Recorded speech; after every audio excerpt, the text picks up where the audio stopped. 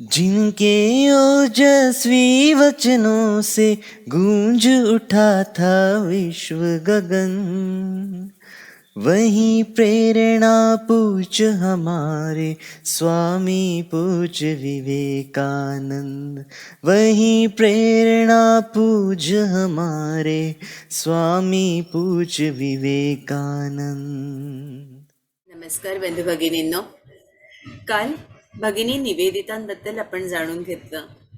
आज पुढच्या भागात आपण बघतो आहोत स्वामीजी लंडनहून न्यूयॉर्कला आले आणि न्यूयॉर्कला आल्यावर सगळ्यात आधी त्यांनी विचारलं कसं सुरू आहे. त्यांना जी माहिती मिळाली त्याचा त्यांना खूप आनंद झाला. एकदा त्यांचं ब्रह्मवादीन हे जे मासिक होतं ते सुरू झालं होतं. मद्रासच्या शिष्यांनी त्याच्यात खूप पुढाकार घेतला होता आणि इथे अभयानंद, कृपानंद आणि हरिदासी या शिष्यांनी त्यांचा जो अमेरिकेचा मठ होता तो खूप छान सुरू केला होता. ते सगळेजण जातीनं लक्ष द्यायचे आणि आता ही संख्या ही वाढलेली होती. अनेक तरुण तरुणी हळूहळू विवेकानंदांचं प्रवचन ऐकायला येत होते आणि मुख्य म्हणजे त्यांचे शिष्य अतिशय जागरूक होते. ते आपल्या धर्माचा खूप चांगला प्रचार आणि प्रसार करत होते. आता स्वामीजींना खूप आनंद झाला की एकदा अमेरिकेत आणि लंडनला दोन्ही ठिकाणी आपल्या धर्माचा प्रचार आणि प्रसार होतोय. वेदांतींची संख्या जास्त दिवसेंदिवस ही वाढते. त्याच्यानंतर अमेरिकेत जे सुरू झालेलं मिशन होतं ते 228 वेस्ट 39 या रस्त्यावर त्यांनी 2 प्रशस्त खोल्या या मिशनसाठी घेतल्या. 9 डिसेंबर पासून मोफत वर्ग. कल्पना करा, 6 डिसेंबरला ते पोचले. 6 डिसेंबर नंतर तब्येत त्यांची खरं तर थोडी खालावली होती, पण तरीही 9 डिसेंबर पासून त्यांनी आपल्या अध्यापनाला सुरुवात केली. या 2-3 दिवसात काय काम करावं तर त्यांनी पूर्णपणे ब्रह्मवादीन आणि आपण आपल्या श्रोत्यांपर्यंत, आपल्या शिष्यांपर्यंत आणखीन कसं काय पोचू शकू त्याच्यासाठी ते रीतसर योजना करत होते. ते अनेक स्थळांना भेटी देत होते आणि 9 डिसेंबर पासून त्यांनी आता नव्या वर्गाची सुरुवात केली. विषय होता कर्मयोग आणि संख्या होती, या हॉलमध्ये जेमतेम 150 विद्यार्थी बसू शकत होते. इथे येणाऱ्या शिष्यांची संख्या तर इतकी वाढली होती की त्यांना दोनदा ते वर्ग घ्यावे लागत आणि दोनदा वर्ग घेऊनही उभे राहणारी जी युवक युवती होती ती पण खूप मोठ्या प्रमाणावर होती. आता काय करावं म्हणून 1895ला स्वामीजींनी एका वर्षात रामकृष्ण मिशनचं तत्वज्ञान आणखीन वाढावं यासाठी, कारण दिवसेंदिवस केवळ तिथे म्हणजे आधुनिक विचारसरणीचे लोक तत्वज्ञच येत नव्हते, तर जे निर्धन होते, जे गरीब होते, ज्यांना खूप काही समजून घ्यावंसं वाटत होतं, असे लोकांचा ओघ आता वाढला होता. ही जागा कमी पडत होती आणि म्हणून स्वामीजींनी जानेवारी 1896ला हार्डियस सभागृहात निशुल्क व्याख्यान पुन्हा सुरुवात केली आणि ही जागा पुन्हा कमी पडायला लागली कारण आता संख्या आणखीन वाढली होती.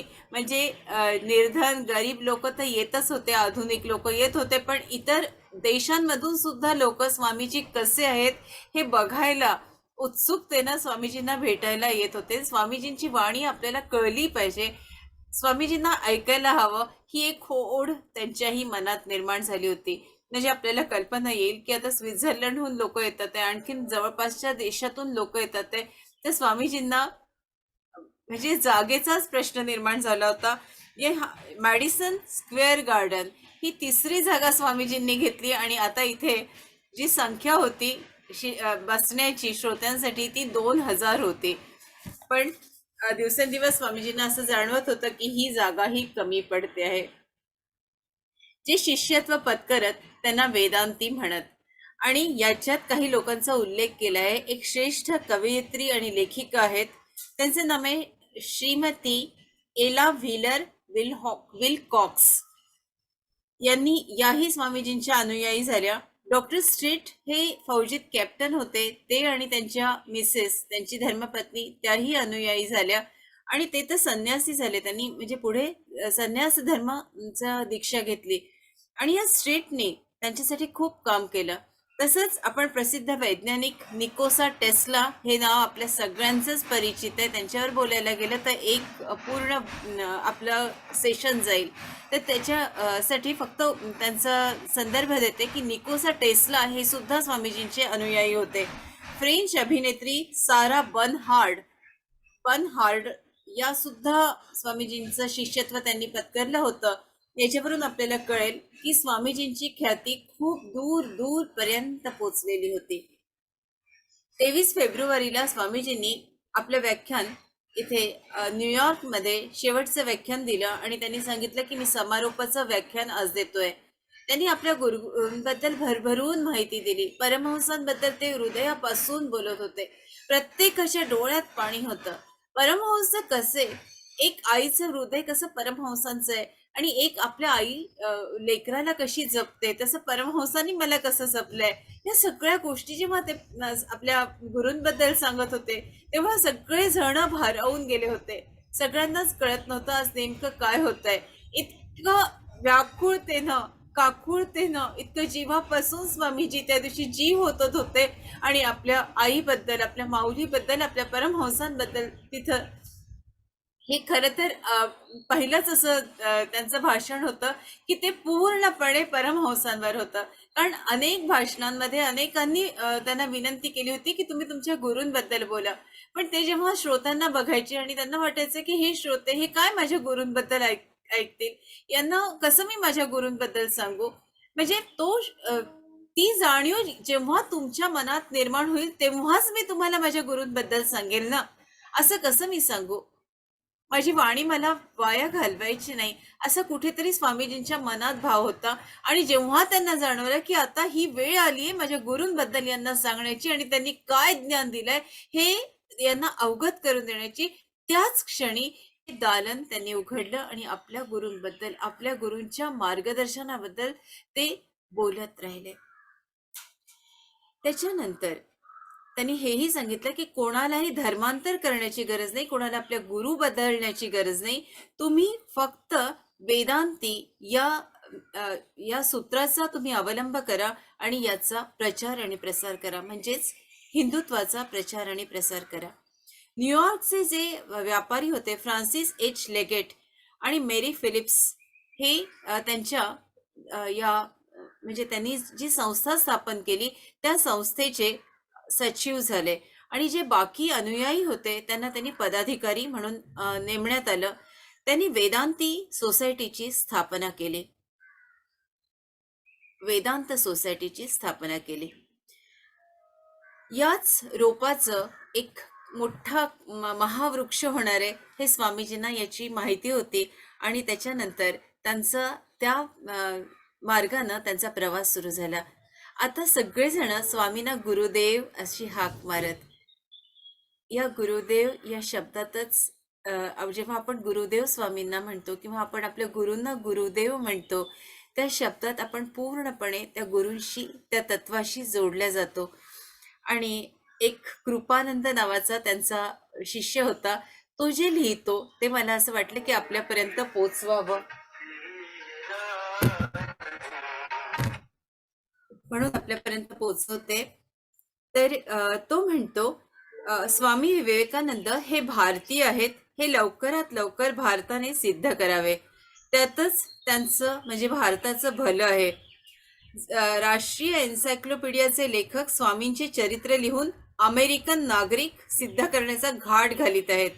महाकवी होमरचा जन्म 7 शहरांमध्ये झाला असं म्हटलं जात होतं आणि म्हणूनच एक दिवस असाही येईल की 7 देश गुरुदेव त्यांचेच नागरिक आहेत असा मक्ता घेतील आणि भारतापासून त्यांचा हा महानायक हिरावून घेतला जाईल. त्यामुळे भारतानं आता सावध होण्याची गरज आहे. तर मला वाटतं हे वाक्य खूप काही आपल्याला सांगून जाताना की स्वामीजींना प्रत्येक देश, प्रत्येक देशातील जनता किती चाहत होती, किती त्यांच्यावर प्रेम करत होती आणि स्वामीजी दिवसेंदिवस त्यांचा विस्तार म्हणजे त्यांच्या धर्माचा जे धर्माचं रोपटं ते रुजवत होते त्या याचा विस्तार प्रत्येकाच्या हृदयात होत होता.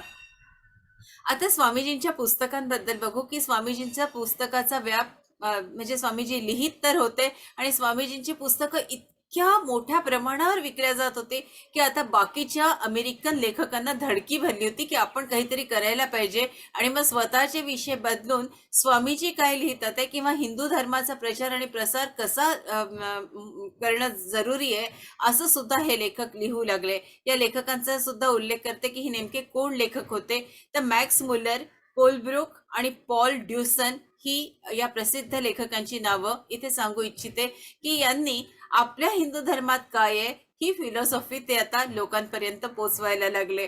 ही पण मला एक गंमत वाटली की अमेरिकन लेखकांना धडकी भरावी स्वामी विवेकानंदांमुळे. ही गोष्ट खरंच एक उल्लेखनीय आहे. अजूनही अनेक नास्तिक भौतिकवादी लोक स्वामीजींशी वाद घालायला येत आणि स्वामीजींची परीक्षाही घ्यायला येत. अ, कुठेतरी एखादा मोठा व्यक्ती जर असेल तर त्याच्याबद्दल आक्षेप घेणारे किंवा नाही नाही ते काही मोठे वगैरे नाहीये असे अनेक लोक आहेत. आताही तुमच्या अवतीभोवती असे अनेक लोक असतील, आपल्या घरांमध्येही असे असतात की एखाद्याचं जर मोठेपण असेल तर ते मान्य करत नाही, त्याच्यावर ते टीका टिप्पणी करायला लागतात. सतत एक नकारात्मक भाव त्यांच्या मनात असतो. असे अनेक लोक स्वामीजींना भेटत होते आणि स्वामीजींची परीक्षा पाहिजे आणि त्या सभेत बसत स्वामीजींना अनेक प्रश्न विचारत, कुठेतरी हल्लेही होत असत वैचारिक, पण स्वामीजी एकूण एक मुद्दा त्यांचा खोडून काढत आणि मग यांना निराश होऊन तिथून जावं लागे. मुळे बॉस्टनहून पेरुमलला ते लिहितात की पुढील महिन्यात मी इंग्लंडला जाईन. त्यांचे जे शब्द आहे ते आपल्यापर्यंत अनुवाद करून पोचवते की अतिश्रमानं माझे शरीर आता चिरडून गेल्यासारखं वाटतंय. तुझी सहानुभूती मिळावी म्हणून लिहित नाही, तर तुम्ही आता माझ्याकडून जास्त काही मिळण्याची अपेक्षा धरू नका. समाधानाचा भाग हाच आहे की गुडविनच्या मदतीनं, मी गुडविनचा उल्लेख आपल्याला मागच्या भागात केला होता की गुडविन एक स्टेनो आहे आणि ते स्वामीजींचे सचिव पण झाले आणि त्यांनी स्वामीजींचे 4 पुस्तकं लिहिण्यासाठी मदत केली. तर गुडविनच्या मदतीनं मी लेखन करू शकतो. शक्य तितकं कामं हातावेगळं करण्याचा प्रयत्न करतो आहे. या समाधानानं मी आता कार्यमुक्त होऊन चिंतनासाठी आता एक गुहेत जाण्याचा विचार करतो आहे. तुम्ही जास्त काही आता माझ्याकडून अपेक्षा करू नका. असं स्वामीजींचे शब्द आहेत. ते जसेच्या तसे आपल्यापर्यंत पोहोचवण्याचा प्रयत्न केला. याच्यात आपल्याला कळतं की स्वामीजींची तब्येत आता खूप खराब झालेली आहे आणि शिष्यही स्वामीजींच्या तब्येतीसाठी आता काळजीत पडलेले आहेत.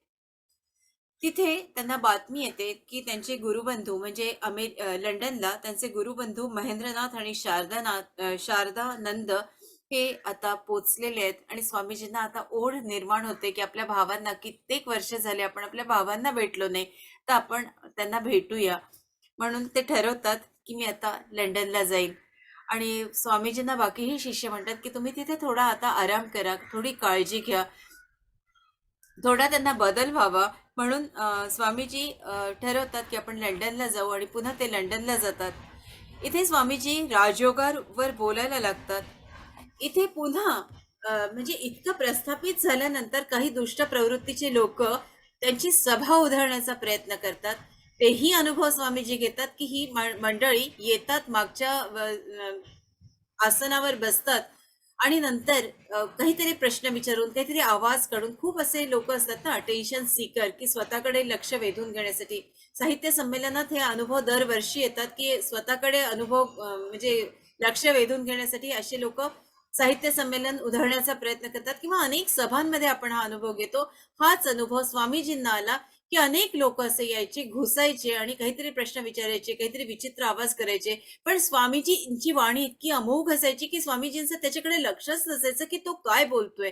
हा हा मुद्दा मला खूप एक विशेष वाटतो की स्वामीजी तसूभार सुद्धा स्वतःच्या विषयापासून, स्वतःच्या मुद्द्यापासून ते ढळत नव्हते. ते आपल्या विषयावर अगदी सलगपणे बोलायचे आणि नंतर पुन्हा हे भाषण झाल्यावर त्यांना काही मुद्दा काढला तर मात्र कडकडून त्याच्यावर हल्ला करायचे आणि अशा पद्धतीनं स्वामीजी त्याच्यासमोर उभे राहायचे की त्याला घाम फुटायचा. म्हणजे स्वामीजींचं हे जे रूप आहे हे अतिशय उग्र रूप असायचं, असा उल्लेख या पुस्तकांमध्ये जो दिला तो आपल्यापर्यंत मला असं वाटलं की जरूर संवाद करावा की स्वामीजींचे वेगवेगळे विषय म्हणजे स्वभावाचे पैलू आपल्याला यातून कळतात. जून 1896 ला सेव्हियर हे दाम्पत्य भेटलं. सेव्हियर हे दाम्पत्याचा मुद्दाम उल्लेख करावासा वाटतो, कारण जेम्स हेनरी सेव्हियर या 49 वर्षांच्या होत्या आणि स्वामीजी त्यांना आई म्हणायचे. स्वामीजींना या मातेबद्दल खूप प्रेम होतं. या माऊलीचंही स्वामीजींवर खूप प्रेम. आपल्या शिष्य असून सुद्धा त्यांना आई म्हणणं हे म्हणजे स्वामीजींकडून खूप गोड वाटतं ना, की शिष्य असून तिला आई म्हणायचं. तर जे कॅप्टन होते, मी आत्ताच आपल्याला सांगितलं तेही मागच्या भागात आपला हा संदर्भ घेतला आहे, की ते कॅप्टनच्या हुद्द्यावरून निवृत्त झाले होते आणि ही दोघंही आता स्वामीजींची सेवा करायला त्यांनी सुरुवात केली होती. आपल्या गुरुदेवांना आराम मिळावा, त्यांची काळजी घ्यावी म्हणून युरोप यात्रेची त्यांनी आखणी केली आणि 19 जुलैला स्वामीजी स्वित्झर्लंडला आले. स्वित्झर्लंडला 9 शहरांशी त्यांनी यात्रा घडवून आणली आणि नंतर आल्प्स नावाचा पर्वत आहे तिथे तिथे एका शांत खेड्यामध्ये स्वामीजी राहू लागले. आता स्वामीजींना आठवण आली ती हिमालयाची आणि इथलं जे वाक्य आहे स्वामीजींचं ते खूप सुंदर आहे. ते म्हणतात या मठात त्यांनी ठरवलं की मी एक मठ हिमालयात स्थापन करेन. आता प्रकृती बघा, प्रकृती ढासळली आहे. त्यांना हे कळतंय की म्हणजे कशाला नेमकी सुरुवात होते, नेमकं काय आता पुढे होणार आहे, हे स्वामीजींना याची सगळी जाणीव आहे. पण तरी स्वामीजींचं स्वप्न बघा काय येते, की स्वामीजी म्हणतात कर्मयोगी म्हणून मी भारतीयांना आणि पाश्चात्यांना हिमालयात एक मठ स्थापन करून त्यांना तयार करेन आणि भारतीय कर्मयोगी हे पाश्चात्य देशात वेदांताचा प्रचार आणि प्रसार करतील, तर पाश्चात्य शिष्य हे भारताच्या उन्नतीसाठी आत्मसमर्पण करतील. म्हणजे दोन्हीचा मेळ स्वामीजींनी किती सुंदर घातलाय. एक पुढचं वाक्य सांगते की हत्तीचे दात आणि पुरुषाचा शब्द एकदा बाहेर पडला की तो परत आत जात नाही. आणि हेच सेव्हियर पती पत्नीनं ग्रहण केलं ही शिकवण आणि या दोन्ही इच्छांचं त्यांनी पालन केलं. त्यांनी हिमालयात मठाची स्थापना केली, भारताच्या उत्थानासाठी आत्मसमर्पण केलं. या दोन्ही गोष्टी सेव्हियर कुटुंबाकडून झालेल्या आहेत. आपले गुरु त्यांचं स्वप्न काय आहे त्याची पूर्ती आपल्याला करायला हवी. आपल्या गुरूंच्या स्वप्नासाठी शेवटच्या क्षणापर्यंत आपण झटायला हवं, झगडायला हवं आणि यासाठी सेव्हियर कुटुंब त्याचं जे योगदान आहे ते आपल्याला विसरता कामा नये. ब्रह्मवादिनी नंतर स्वामीजींनी प्रबुद्ध भारत नामक एका मासिकाची स्थापना केली आणि स्वामीजींचं कार्य हे अविरतपणे इथे या हिमालयीन प्रदेशासारख्या आल्प्स पर्वताच्या जवळ सुद्धा, म्हणजे हिमालयाची उपमा स्वामींनी दिली आहे, तिथे त्यांना त्या प्रदेशाची आठवण आली म्हणून. पण आल्प्स पर्वताजवळ आता स्वामीजींचं कार्य पुन्हा सुरू झालेलं होतं. मी आता यातून आपली रजा मागते. आजचं ध्यान अनघताई घेतील. खूप खूप धन्यवाद. पुन्हा एकदा आपल्याला वसंत पंचमीच्या अनेक शुभेच्छा. धन्यवाद. पाय क्रॉस करा, हात क्रॉस, डोळे अलगद बंद. श्वास घ्यायचा आहे, श्वास सोडायचा आहे. लॉंग ब्रीदिंग करायचं आहे.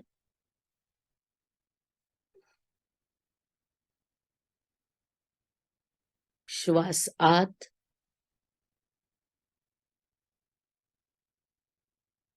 श्वास बाहेर. लॉंग ब्रीदिंग करा.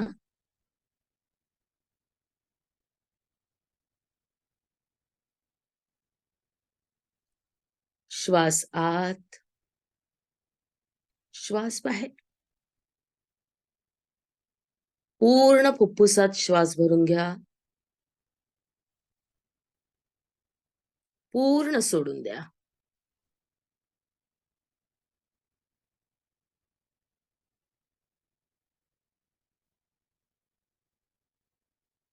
पूर्ण श्वास आत,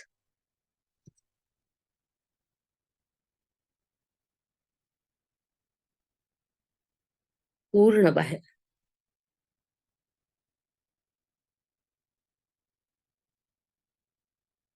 श्वास आत,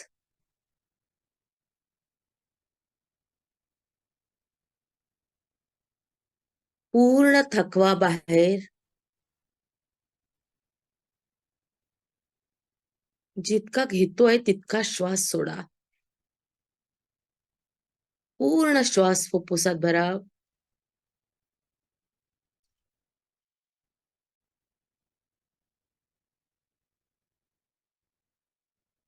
आणि पूर्ण श्वास बाहेर.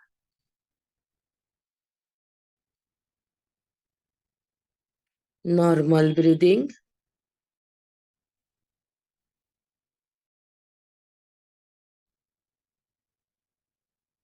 श्वास घ्यायचा पण नाही, पण श्वासावर लक्ष.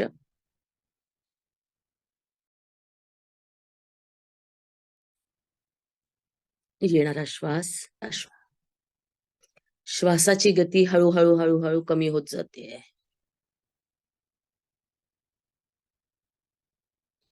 श्वासाच्या गतीकडे लक्ष.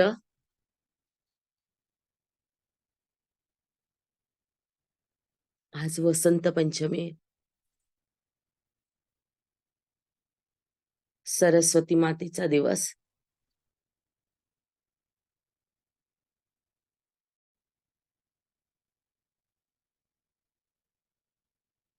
विशुद्धी चक्रावर उतरायचे आपल्याला.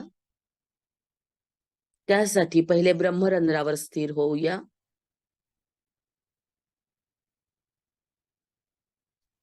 संपूर्ण लक्ष ब्रह्मरंध्रावर केंद्रित.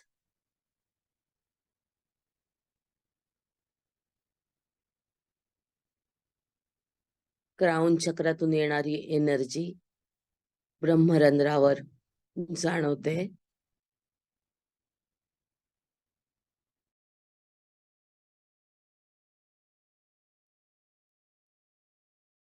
पूर्ण लक्ष श्वासावर. ब्रह्मरंध्रातून ऊर्जा घेऊन विशुद्धी चक्रावर उतरा. 16 पाकळ्यांचं कमळ.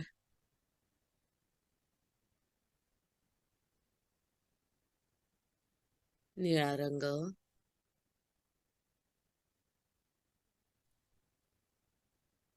वायू तत्व.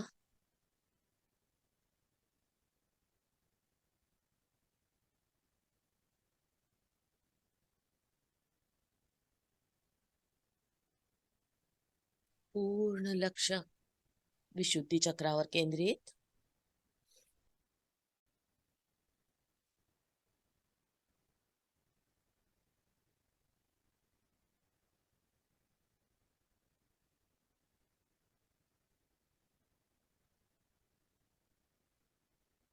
चक्राच्या मधोमध स्वतःला स्थापित करा.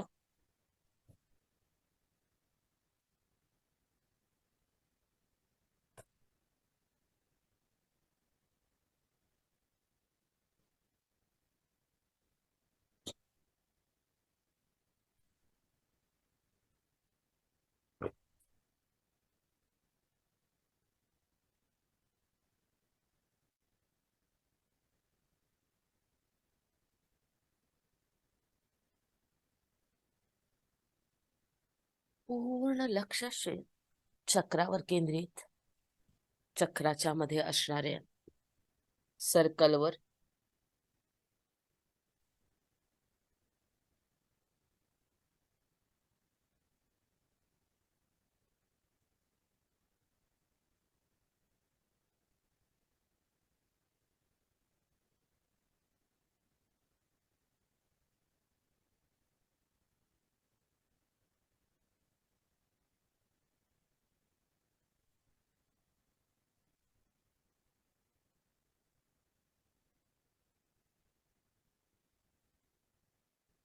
पूर्णपणे स्थिर व्हा.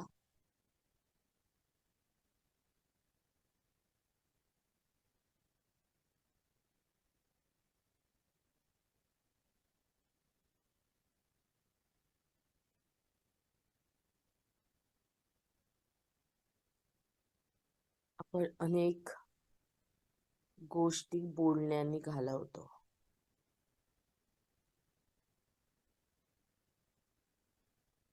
अनेकांनी दुखवलेल्या गोष्टी आपण इथे स्टोअर करून ठेवतो. लोकांनी आपल्याला बोललेल्या गोष्टी अनेक असतात. एक कुठली तरी गोष्ट जी तुमच्या मनाला लागून राहिली आहे, ती गोष्ट आठवून विशुद्धी चक्रावर स्थिर व्हा.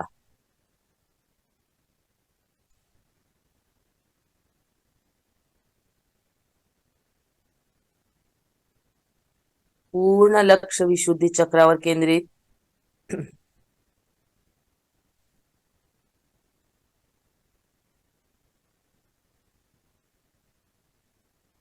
पूर्ण लक्ष विशुद्धी चक्राच्या मधोमध साक्षी रूपाने विशुद्धी चक्रावर केंद्रित व्हायचंय.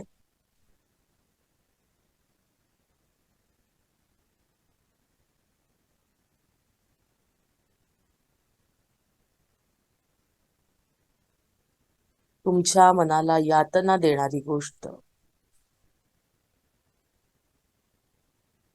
त्रास देणारी गोष्ट जी लोकांनी तुमच्याबद्दल बोलली आणि तुम्ही तिला सांभाळून ठेवली, त्या गोष्टीला आज आपल्याला काढून टाकायचं आहे.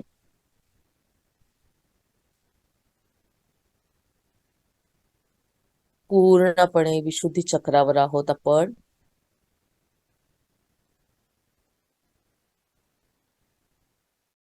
स्थिर व्हा. ज्या व्यक्तीने तुमच्याबद्दल बोललं तिला डोळ्यासमोर आणा.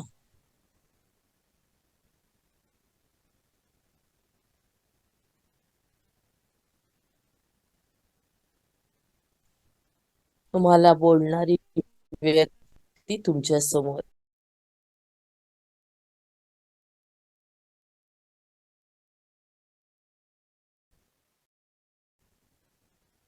ती परिस्थिती तुमच्या डोळ्यासमोर आहे.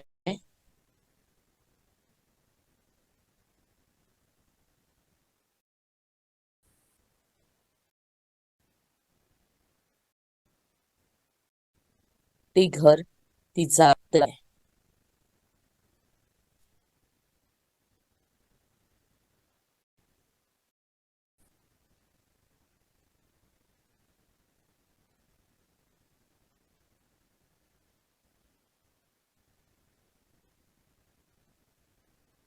ती बोलणारी व्यक्ती तुमच्या समोर उभी आहे.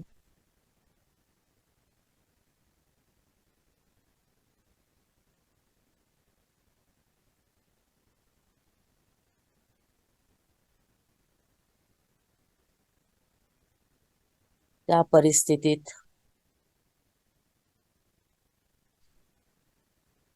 तुम्ही तिच्या समोर उभे राहून शांतपणे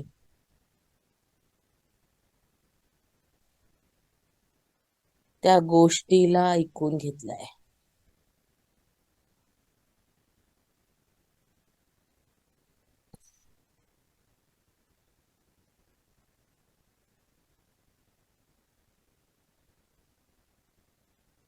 पूर्ण चित्र तुमच्या डोळ्यासमोर तरळत आहे.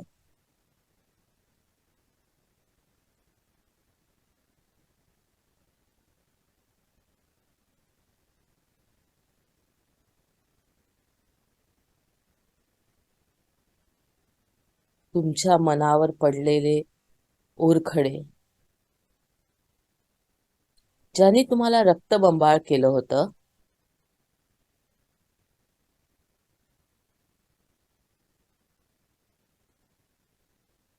त्या व्यक्तीचा प्रत्येक शब्द तुम्हाला टोचला होता.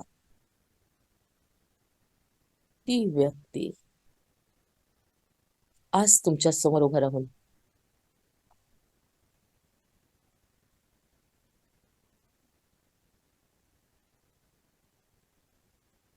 दोन्ही हात जोडून क्षमा मागते. फील करा.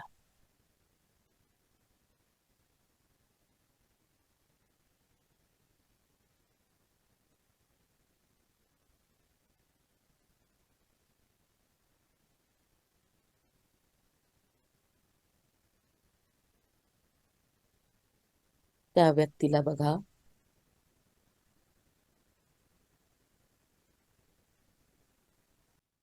पूर्ण लक्ष श्वासावर केंद्रित साधं ध्यान घेऊया.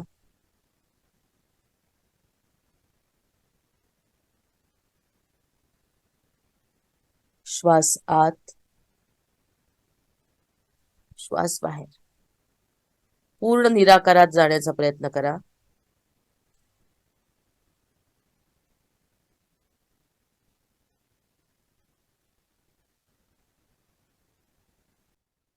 श्वासावर या.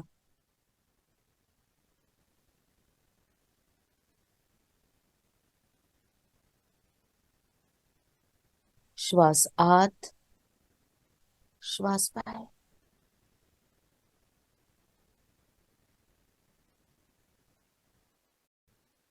विशुद्धी चक्रावर केंद्रित.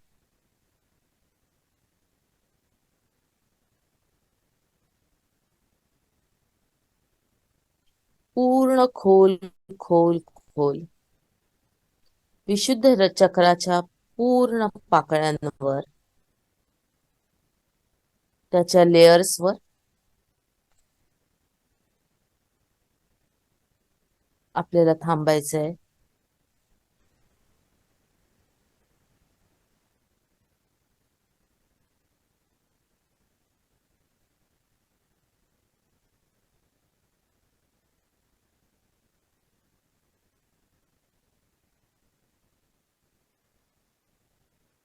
एकेका पाकळीवर जाऊन पाकळी साफ करायची आहे. मी ओंकार घेते.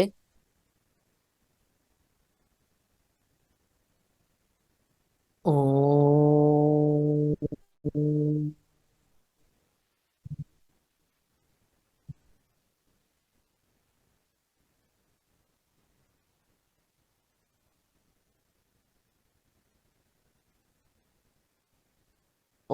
ओम.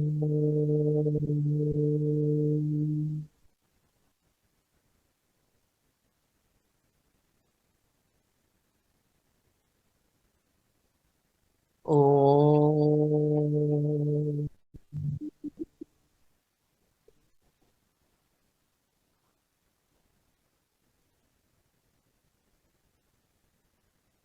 ओम.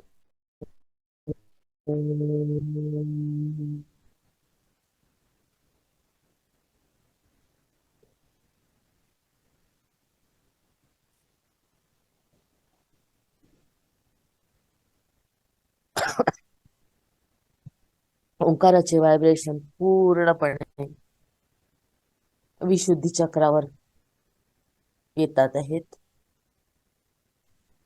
ते फील करण्याचा प्रयत्न. एकेका पाकळीवर थांबायचं आहे, एकेका ओंकारावर. ओम.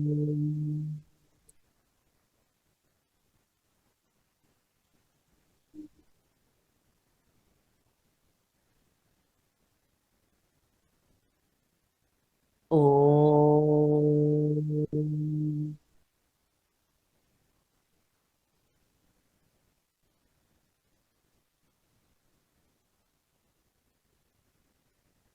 ओम.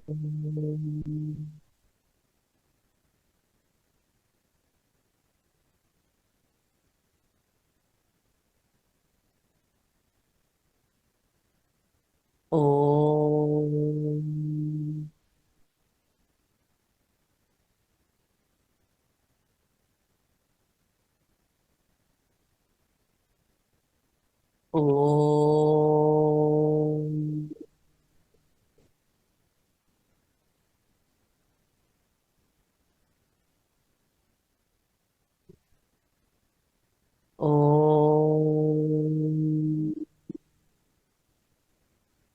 ओम.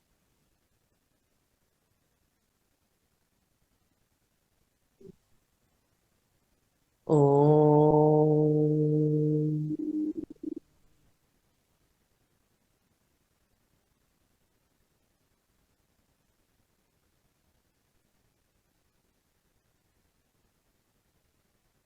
ओम.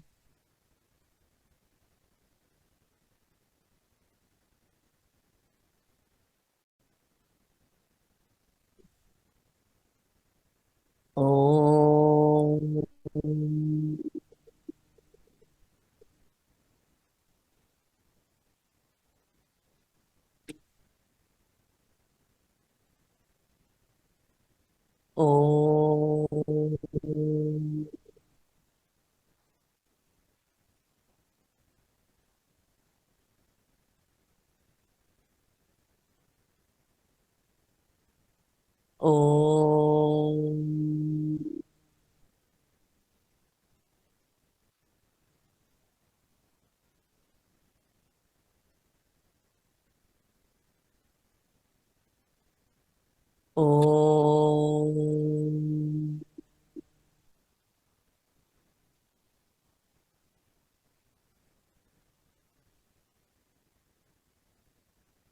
ओम.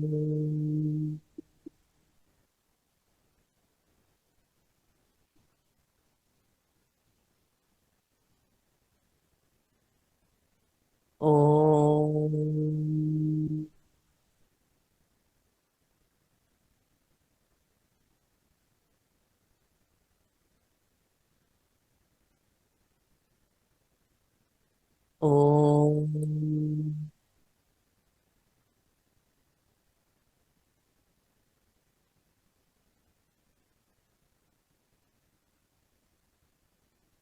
ओम. ओम.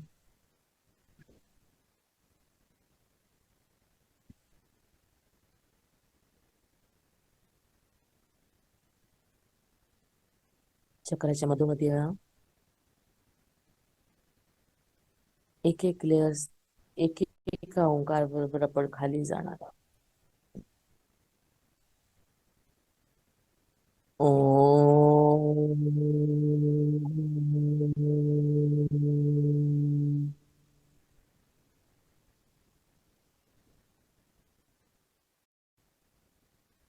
ओम. ओम.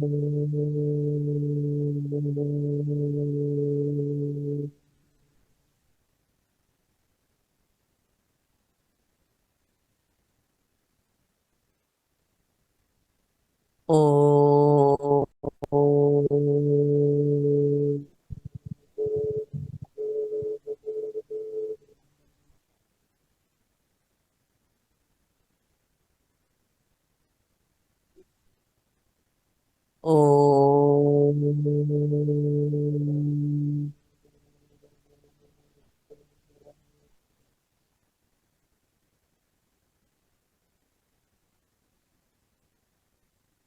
ओम.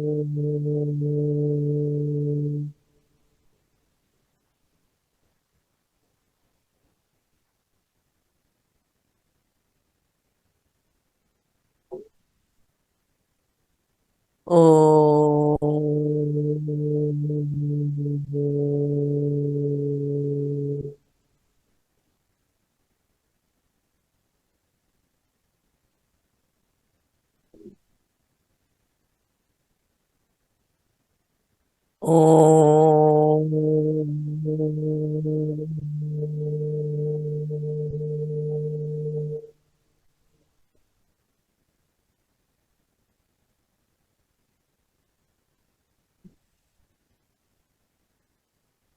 ओम.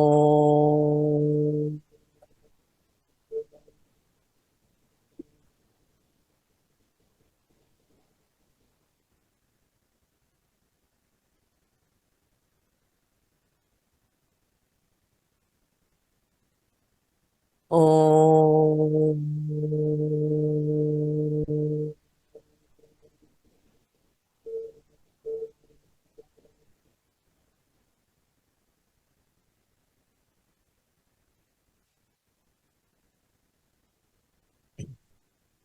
निळ्या रंगाने संपूर्ण चक्र भरून गेलं. फील करा निळा रंग.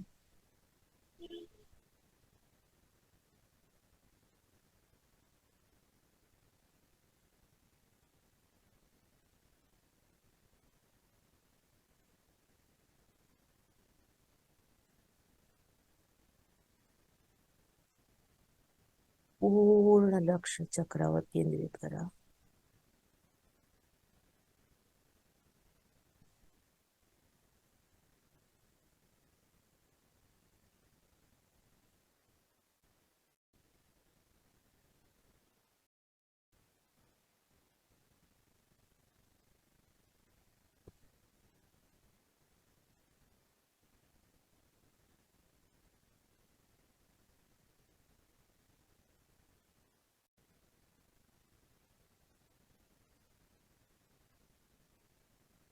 चक्राच्या मधोमध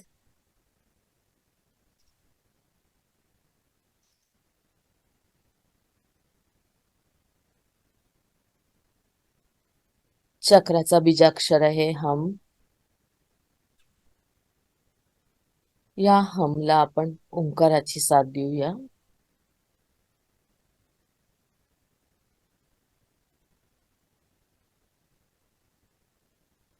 चक्राच्या मधोमध उभं राहून हमचे व्हायब्रेशन्स फील करायचे.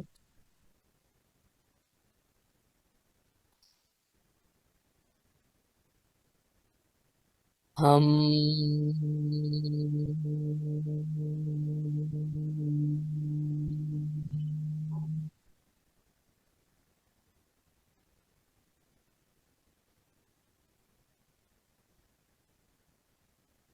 ओम.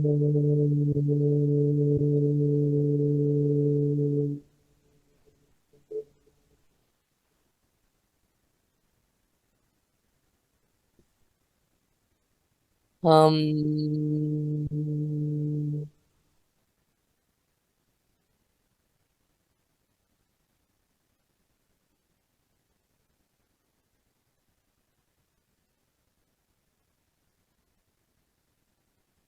ओम.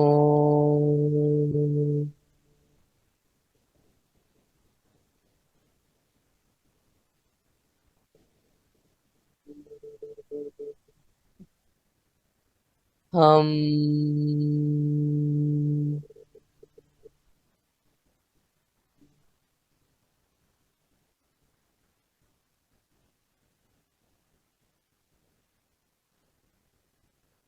ओम.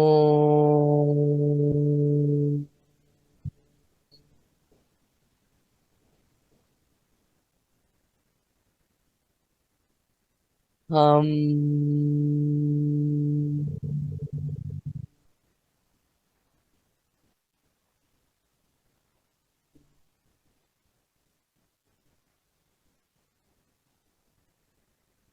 ओम.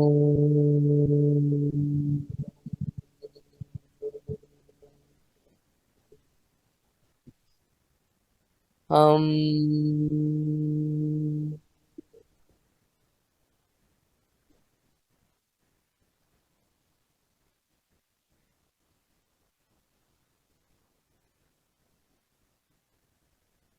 ओम.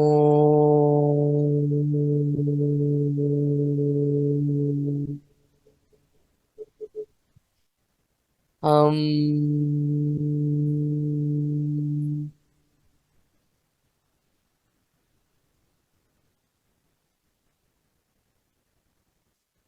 ओम.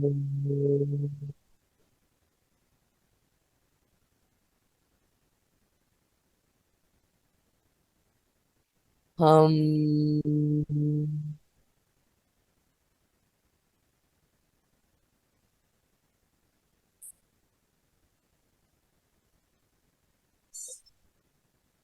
ओम.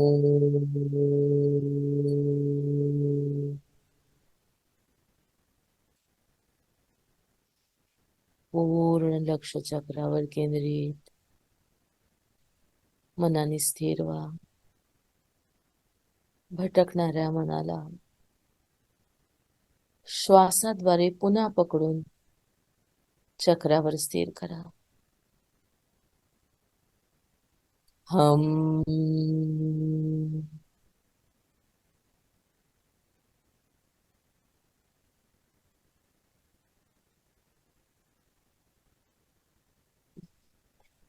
ओम.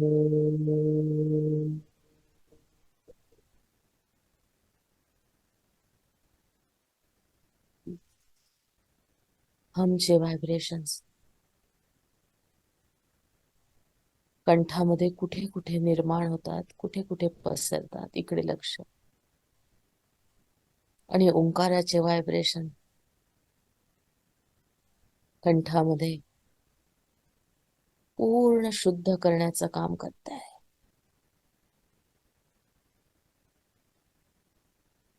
दोन्ही गोष्टीकडे जरा सूक्ष्म दृष्टीने बघण्याचा प्रयत्न करा.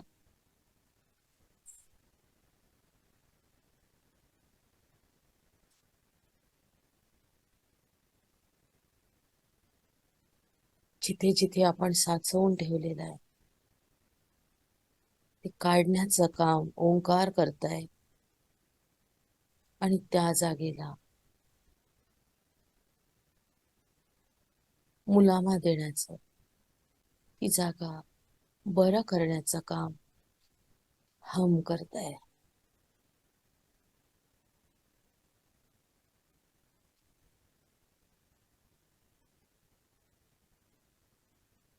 पूर्ण लक्ष व्हायब्रेशन्स कडे.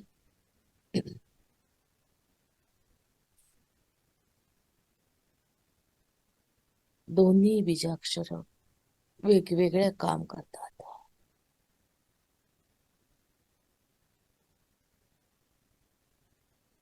थोडस लक्ष देऊन बघितल्यास तुम्हाला हे सगळं जाणवेल. हम.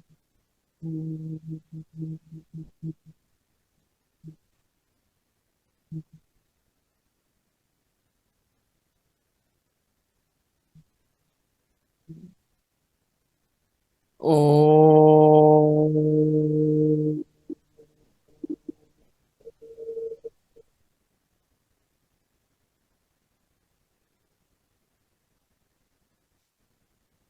हम.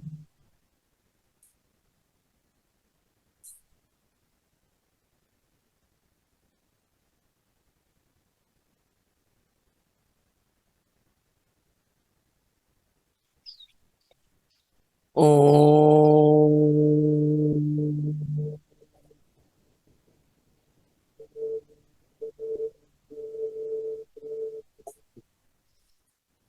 हम.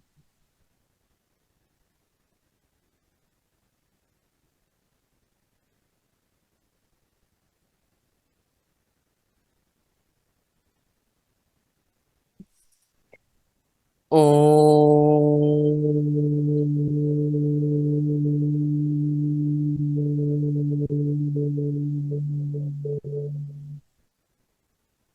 हम.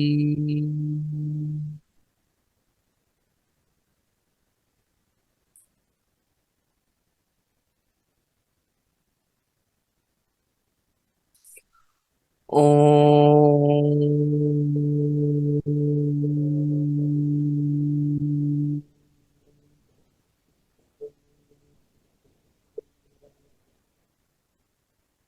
हम.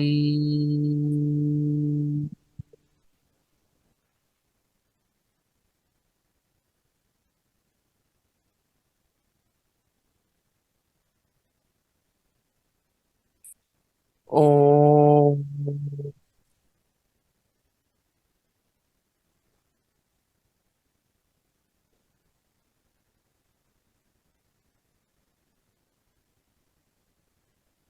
हम.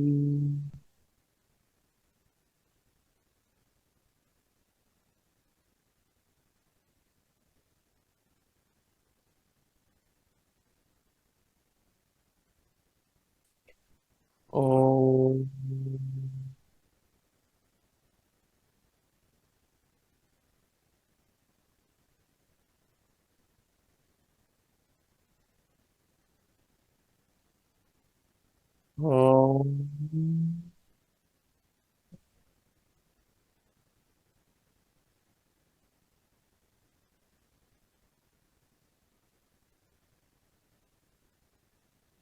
ओम. ओम.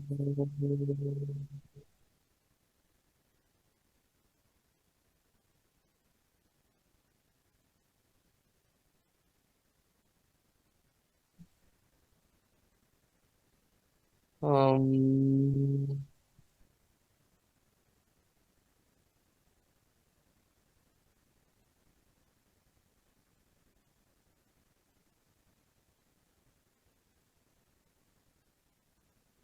ओम.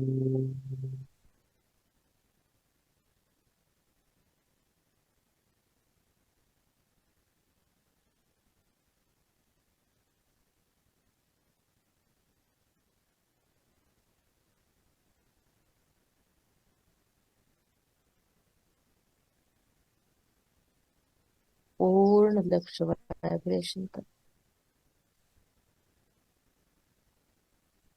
संपूर्ण कंठात फिरणारे व्हायब्रेशन खालून वर आणि वरतून खाली.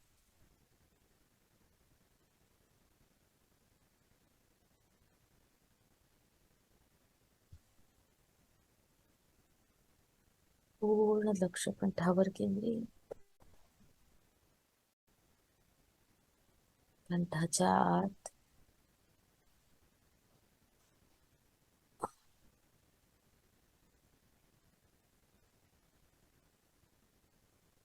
आपले स्वरयंत्र पडजील. आतला संपूर्ण त्वचा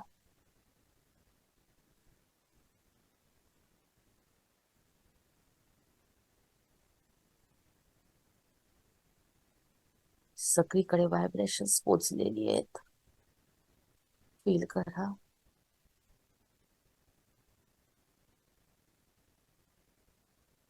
थोडीशी खरखर जाणवू शकते किंवा आत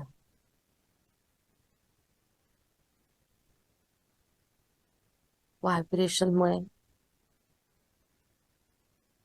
किंवा त्वचेमध्ये गुदगुल्या आल्यासारखं वाटू शकतं.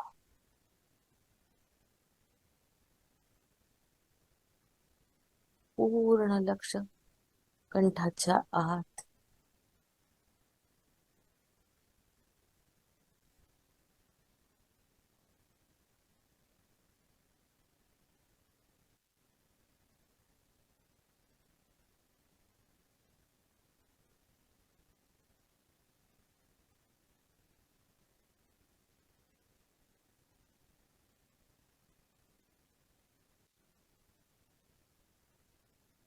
कंठाच्या बाहेरची त्वचा बाहेर यायचंय. आपल्याला बाहेरच्या त्वचेवर लक्ष केंद्रित करायचंय.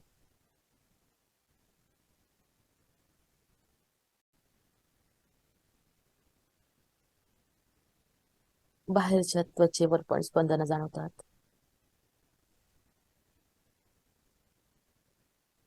आतल्यापेक्षा कमी असले तरी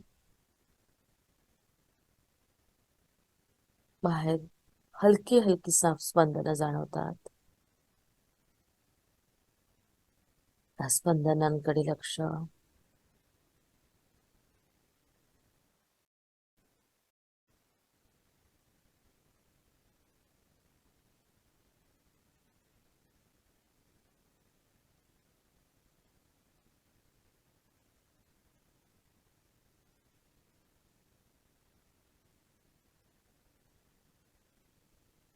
श्वासावर यायचंय. श्वास घेताना डीप ब्रीदिंग करा. कंठात जाणवतो श्वास. श्वास आत. कंठाच्या ठिकाणी होणारा स्पर्श जाणून घ्या. बाहेर येणारा श्वास. आत येणारा श्वास थंड आहे. बाहेर जाणारा श्वास गरम. श्वास आत. श्वास बाहेर. श्वास आत. श्वास बाहेर. पूर्ण लक्ष श्वासावर केंद्रित.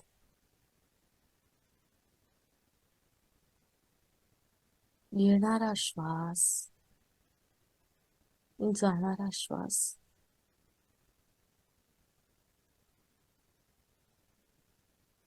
श्वास आत जाताना कुठे कुठे स्पर्श करतो इकडे लक्ष द्या.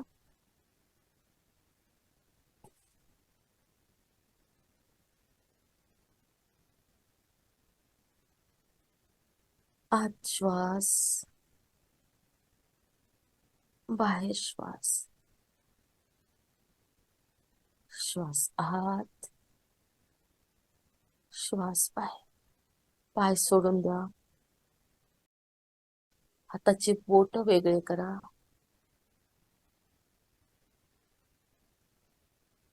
पायांच्या बोटाची हालचाल, हाताच्या बोटाची हालचाल. दोन्ही हात रब करा. डोळ्यावर ठेवा.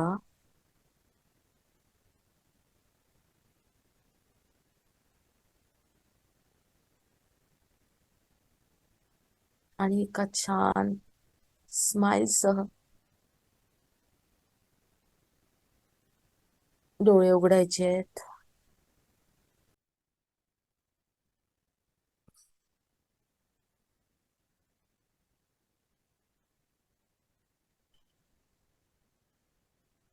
आत्मवंदन ताई, खूप छान खूप मध्ये छान. केलं. खूप सुंदर ताई. तर मला आज्ञा द्या. जय श्री जय श्रीराम. जय श्रीराम. जय जय श्रीराम. श्रीराम.